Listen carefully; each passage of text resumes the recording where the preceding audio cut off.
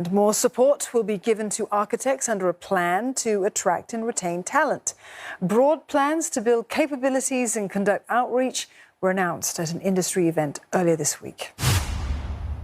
Well, they are set to involve the public and private sectors. And for more, we are joined by Melvin Tan, President of the Singapore Institute of Architects. Well, welcome, Melvin.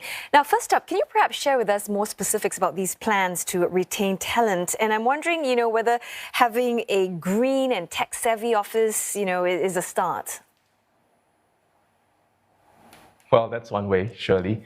But the work plan that M&D has announced, it's still currently in the works. It's something that the Singapore Institute of Architects, together with the agencies, are working through. The details are yet to be finalized, but in general, we're looking at how to lift the profession, generally also looking at how to help firms, be it small, medium, and large firms, to find sustainable practices that they can take on to really allow their firms to flourish, to allow the profession to flourish, and for the built environment to flourish as well. Melvin, there is a lot of rigour when it comes to the architectural profession.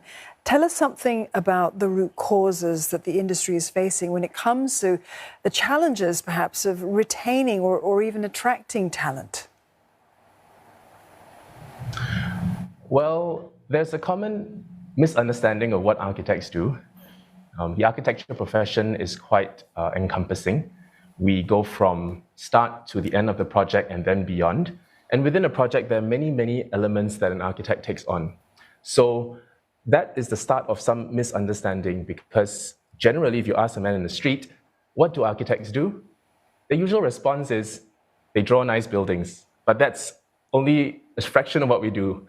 So some of the things that we struggle with for young architects coming into the profession is that they think they're coming in to do a very glamorous job, but the job also includes many other areas, such as going to site to ensure the works are done correctly, or specifying many, many of the materials that encompass within that building. And so these are some of the areas that we perhaps struggle with to ensure that the young generation understand and continue to be passionate about the profession. As you've mentioned, Melvin, it's not just about drawing buildings, but it's to actually oversee the project from start to end. So I imagine there must be a huge knock-on impact of not having enough talent or talent quitting halfway, in the context of Singapore's built environment aspirations. Oh, yeah, definitely. I think in any profession, we need a through train of people and manpower to actually undertake projects. And Singapore having plans for the Green Plan 2030, Net Zero, Carbon 2040, and many grand plans that we have for our beautiful city, I think architects really play an instrumental role in achieving those goals. And therefore, it's important and imperative that the profession is well supplied in terms of having the right people, the talent, and the passion to really take this forward and take us, Singapore, forward. A final question for you, Melvin. Our National Development Minister, Desmond Lee, he called for greater collaboration across the built environment value chain.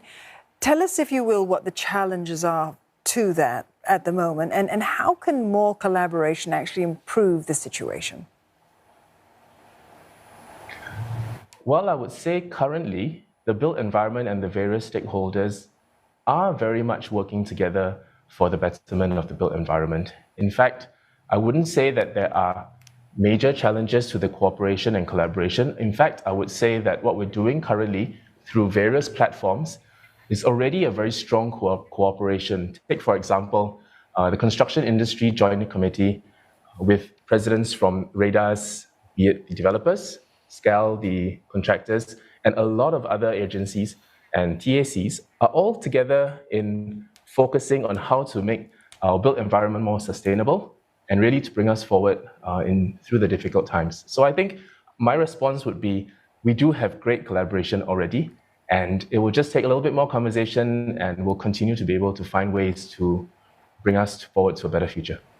Yeah, always good to look for greater pathfinders to add to the conversation. Melvin, thank you very much for sharing your time with us this evening on these perspectives. Melvin Tan there, President of the Singapore Institute of Architects.